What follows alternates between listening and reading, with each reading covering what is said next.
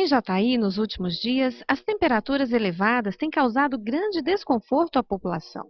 E muitos são os reflexos para a saúde de todo esse calor e baixa umidade. O clima excessivamente seco, como agora, ele causa inúmeras repercussões sobre o organismo da pessoa. Inicialmente com relação à questão da hidratação, principalmente as crianças e os idosos, elas são os mais afetados porque elas são as que mais dependem da oferta do líquido pelos pais ou pelos cuidadores, no caso dos idosos. Então, a desidratação tem que se ter muito cuidado em oferecer sempre muito líquido. Além dessa questão da desidratação, as doenças respiratórias se tornam mais comuns, porque como o ar está muito seco, a transmissibilidade dos vírus e dos componentes patógenos que estão em suspensão no ar, ele se torna mais fácil. Então, a transmissibilidade das doenças se torna muito mais fácil.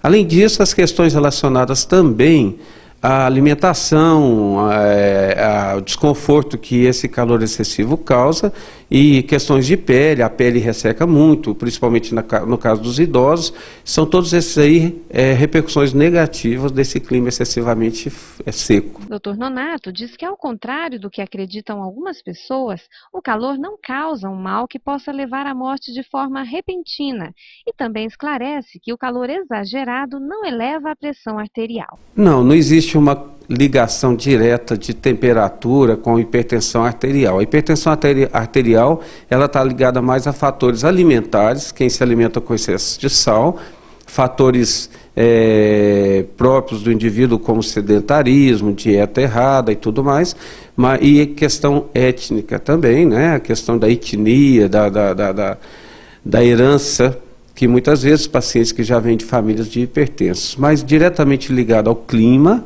não podemos fazer essa coligação. Ele ainda sugere alguns cuidados que as pessoas devem ter para amenizar os efeitos da temperatura elevada no organismo.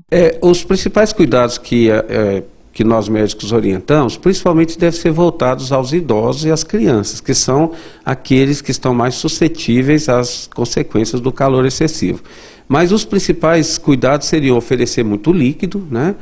E usar roupas mais adequadas, ou seja, roupas que tenham uma ventilação maior, que retenham menos calor, roupas de cor clara e mais folgadas, e além do mais, expor pouco ao sol, né, que o sol está muito forte, e sempre usar o protetor solar, porque como é um período de baixa umidade, a umidade do ar já é um fator protetor contra os raios ultravioletas.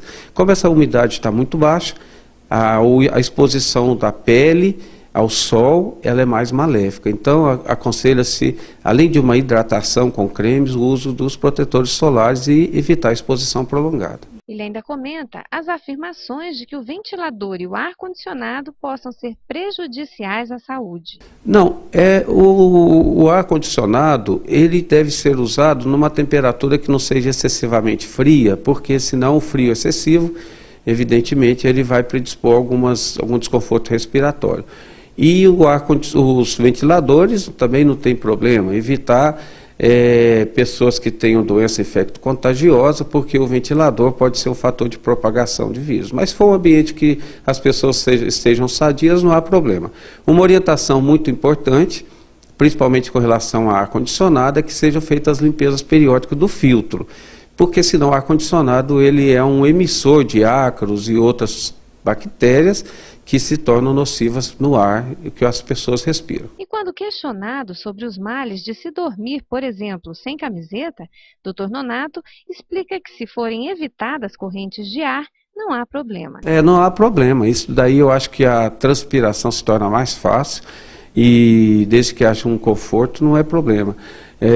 O que deve se evitar são as correntes de ar, que muitas vezes podem propiciar as doenças tanto respiratórias quanto imunológicas, mas um ambiente bem ventilado não é problema nenhum.